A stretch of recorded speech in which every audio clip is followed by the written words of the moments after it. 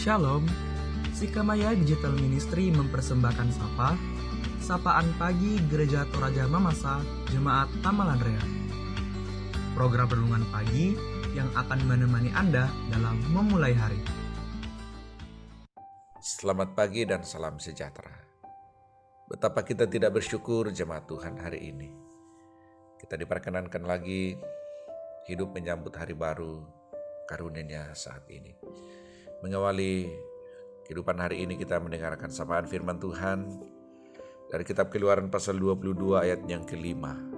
Berkata, apabila seseorang menggembalakan ternaknya di ladangnya atau di kebun anggurnya, dan ternak itu dibiarkannya berjalan lepas, sehingga makan habis ladang orang lain, maka ia harus memberikan hasil yang terbaik dari ladangnya sendiri, atau hasil yang terbaik dari kebun anggurnya sebagai ganti kerugian. Saudara, dari nas firman Tuhan, inti utamanya adalah kelalaian.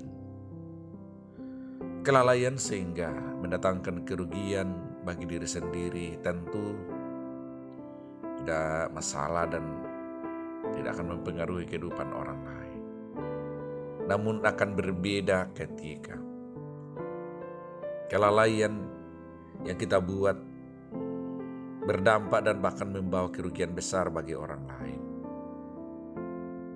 Karena itu dalam kitab Keluaran pasal 22 yang kelima memperlihatkan contoh bahwa apabila seseorang mengembalakan ternaknya di ladangnya atau di kebun anggurnya dan ternaknya dibiarkan berjalan lepas sehingga makan habis ladang orang lain, maka ia harus memberikan hasil yang terbaik dari ladangnya sendiri atau hasil yang terbaik dari kebun anggurnya sebagai ganti kerugian.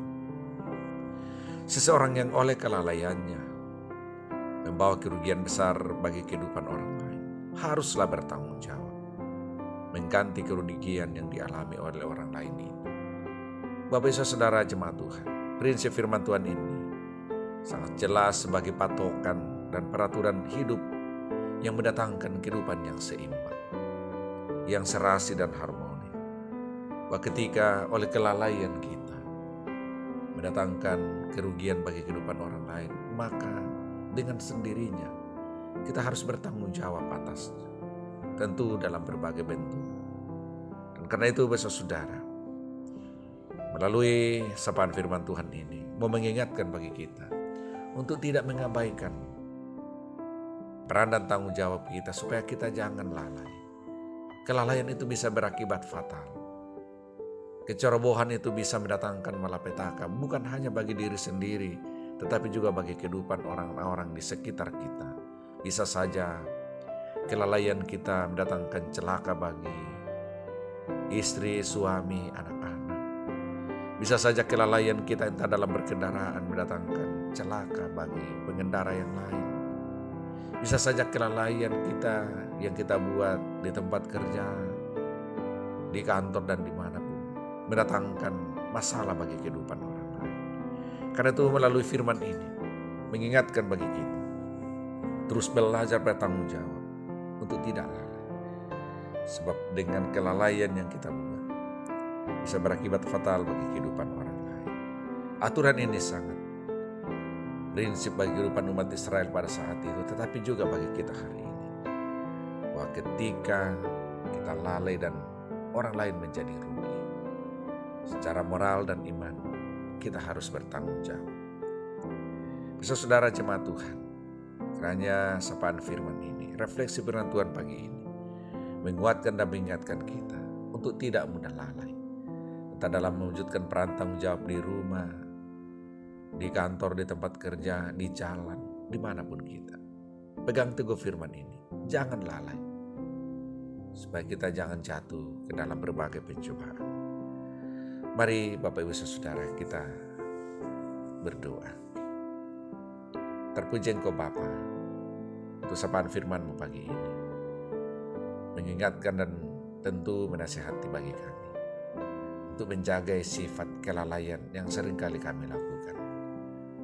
Bahwa kelalaian yang seringkali kami lakukan dalam kehidupan terkadang berdampak bagi kehidupan orang lain, merugikan kehidupan orang lain. Karena itu melalui nasihat firman, kiranya Roh Kudus-Mu menuruni kami hikmat, terus bertanggung jawab untuk menjalani kehidupan peran supaya kehidupan kami terus berdampak bagi kehidupan orang lain. Bapa Surgawi, pagi ini tentu jemaat-Mu akan mengawali kehidupannya masing-masing. Mulai dari rumah, di kantor, di tempat-tempat kerja, bahkan juga perjuangan anak-anak kami dalam berbagai jenjang pendidikan, perjuangan dalam meraih impian masa depan. Tuhan tolong hadirkan sukacita damai sejahtera-Mu bagi kami sepanjang hari ini.